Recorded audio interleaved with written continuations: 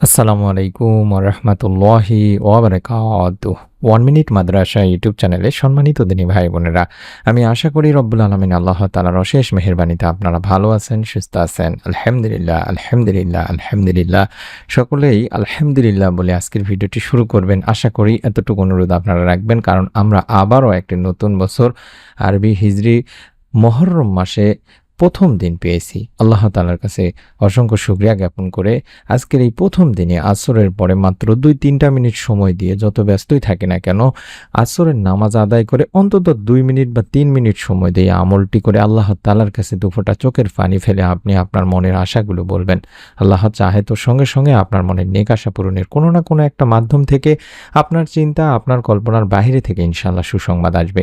আমি নিয়ম এবং নিয়ত, যেভাবে দোয়া করলে নিয়ত করে এবং যে নিয়মে দোয়া করলে রব্বুল আলামিন দোয়া কবুল করেন, সেটি ভিডিওটিতে শিখিয়ে দেব এবং একটি ছোট্ট দোয়া বলে দেব। সেই দোয়াটি স্ক্রিনে আরবি বাংলা উচ্চারণ সহকারে লিখে দেব ইনশাআল্লাহ। আশা করছি আপনারা দেখে দেখে হলেও পড়তে পারবেন। আমি মনোযোগ দিয়ে ভিডিওটি সম্পূর্ণ দেখার অনুরোধ করছি দিনী ভাই বোনেরা, একটু ধৈর্য ধরে। মুহররম হচ্ছে হিজরি বর্ষপঞ্জির প্রথম মাস।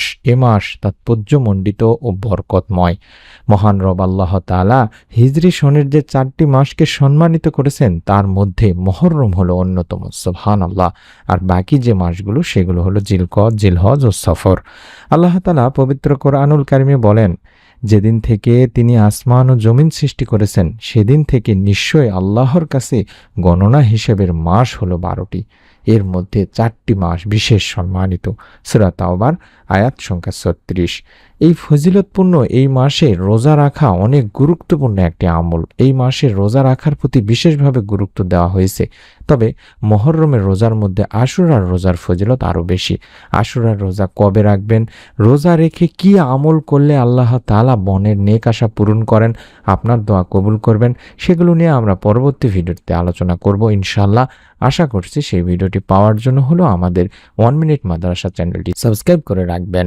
আমরা আজকে আসরের পর প্রথম দিনে এই ছোট্ট দোয়াটি পড়ব, কারণ আসরের এতটাই ফজিলত, অর্থাৎ আসরের নামাজের সময় বা আসরের সময়টা এতটাই ফজিলত যে এই সময় আল্লাহ তাআলা বান্দার দোয়া কবুল করে থাকেন। আল্লাহ তাআলার কাছে বান্দার আমলসমূহ উপস্থাপন করা হয়। অর্থাৎ আবু হুরায়রা রাদিয়াল্লাহু তাআলা আনহু থেকে বর্ণিত হাদিসটিতে আল্লাহ রাসূল সাল্লাল্লাহু আলাইহি সাল্লাম বলেছেন, ফেরেশতারা পালাবদল করে তোমাদের মাঝে এসে থাকেন। একটা দল আসেন রাতে, একটা দল আসেন দিনে, এবং এই আসর ও ফজরের সালাতে উভয় দল একত্র হয়। অতঃপর বলা হয়েছে, তোমাদের রাত যাপনকারী দলটি উঠে যায়। তখন মহান রব আল্লাহ তাআলা তাদের জিজ্ঞাসা করেন, আমার বান্দাদের কোন অবস্থায় রেখে এলে?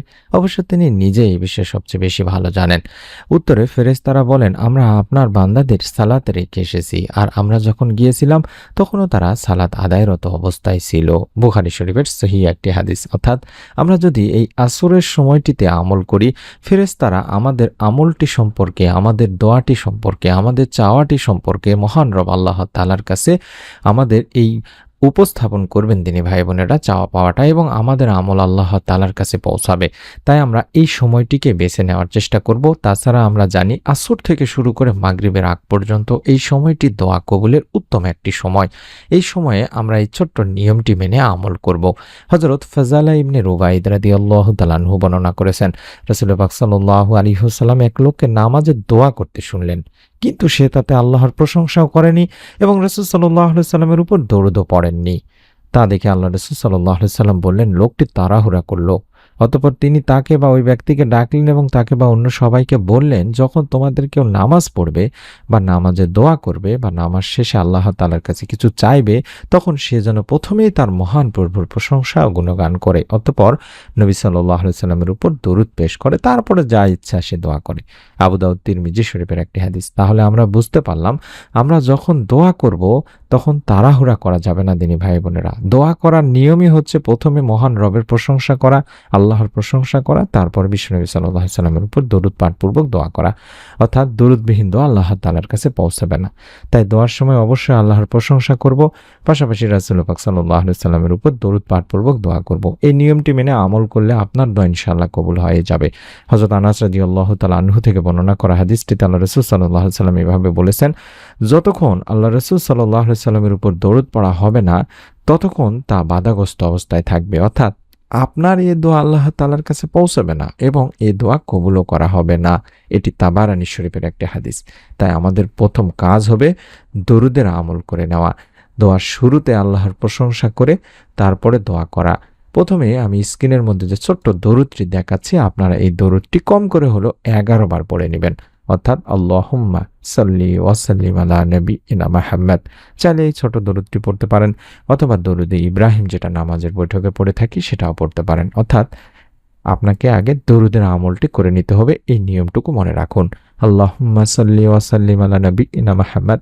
এটি ছোট, অত্যন্ত চমৎকার একটি দরুদ। আমি নিজেই দরুদের আমলটি করে থাকি, আল্লাহ তাআলার কাছে শুকরিয়া জ্ঞাপন করছি। এই দরুদটি 11 বার পড়ার পরে আমরা আমাদের যে চাওয়া, আমাদের যে পাওয়া, সেগুলো আল্লাহ তাআলার কাছে বলবো একটি দোয়ার মাধ্যমে। যে দোয়ার মাধ্যমে দোয়া করলে আল্লাহ তাআলা দোয়া কবুল করেন।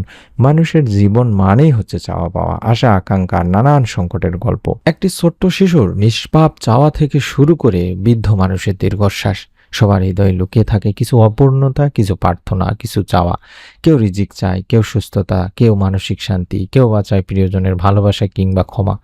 প্রতিটি মানুষই কখনো না কখনো মনে মনে ভাবে, যদি এমন একটি দোয়া বা আমল থাকতো, যে দোয়া পড়লে মহান রব আল্লাহ তাআলা বান্দার সব কথা শুনতেন, সব প্রয়োজন পূরণ করে দিতেন। সুবহানাল্লাহ। প্রিয় নবী হযরত মুহাম্মদ সাল্লাল্লাহু আলাইহি সাল্লাম সত্যি উম্মতের জন্য এমনই একটি দোয়া শিখিয়ে গেছেন। অর্থাৎ যে দোয়ার মধ্যে রয়েছে মহান আল্লাহর মহান নামসমূহের আহ্বান। আর যে নাম ধরে আল্লাহকে ডাকা হয়, সে দোয়াকে আল্লাহ ফিরিয়ে দেয় না। সুবহানাল্লাহ, সুবহানাল্লাহ।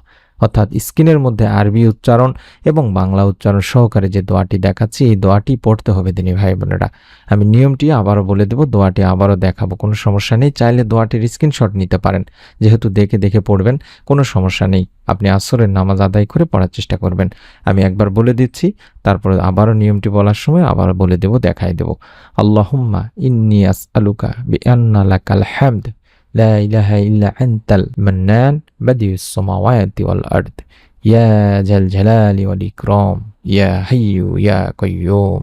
আশা করছি আপনারা বুঝতে পেরেছেন এই দোয়াটি কিভাবে পড়তে হবে। তারপরও আপনারা চাইলে আরবি দেখে দেখে বানান করে করে আস্তে আস্তে ধীরে ধীরেও পড়তে পারেন। মাত্র 3 বার পড়তে হবে।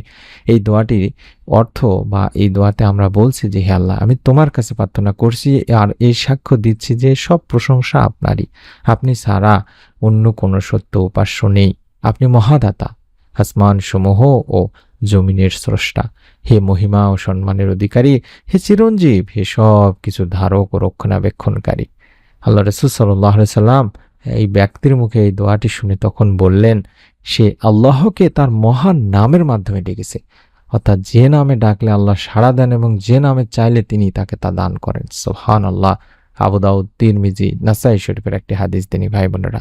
অর্থাৎ আমরা এই দোয়াটি আমি দেখাচ্ছি, এই দোয়াটি আপনাকে পড়তে হবে আজকে প্রথম মহররম মাস, আরবি হিজরি সনের প্রথম মাস, প্রথম বছরের আজকের এই দিনে আসরের নামাজের পরে আপনি যত ব্যস্তই থাকুন না কেন, আসরের নামাজ আদায় করবেন।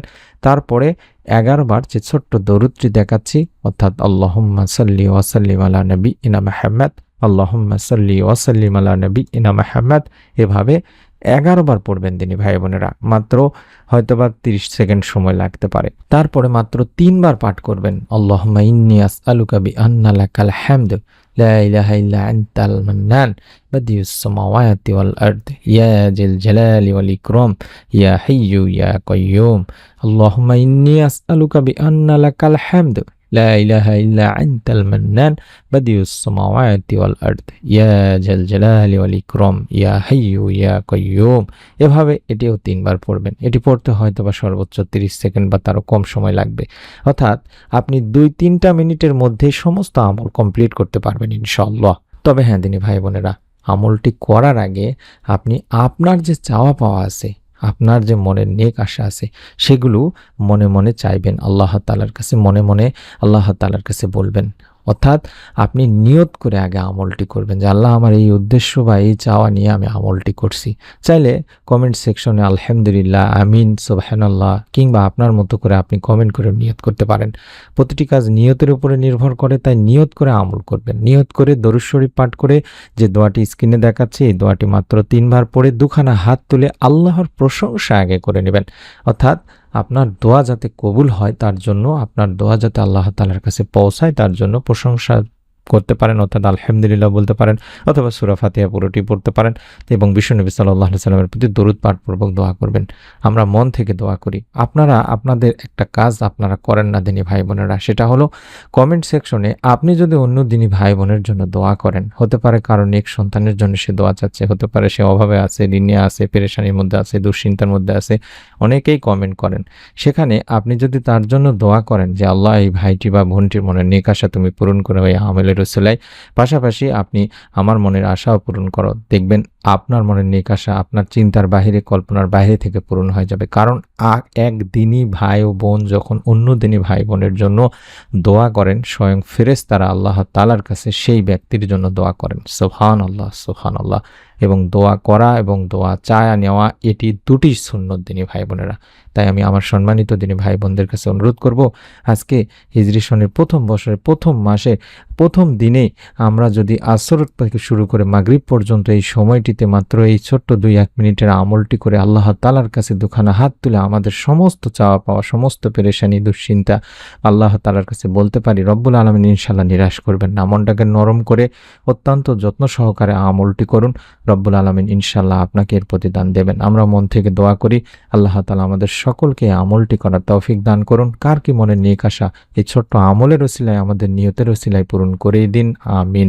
নতুন আমলের ভিডিও, আগামীকালকের আমলের ভিডিও, অত্যন্ত গুরুত্বপূর্ণ মুহররম মাস জুড়ে আশুরার ভিডিও, রোজা কবে রাখবেন, কি নিয়মে রাখবেন, রোজা রেখে কি আমল করবেন, তার ভিডিওগুলো পাওয়ার জন্য আমি অনুরোধ করছি আপনাদেরকে এই ভিডিওটির নিচে এই সাবস্ক্রাইব লেখা বাটনটি আছে, একবার অন্তত চাপ দিয়ে রেখে দিন, তাহলে ভিডিওগুলো আপনি আর মিস হবে না বা আপনি পেতে থাকবেন। সকলে ভালো থাকুন, সুস্থ থাকুন। আসসালামু আলাইকুম ওয়া রাহমাতুল্লাহি ওয়া বারাকাতুহু।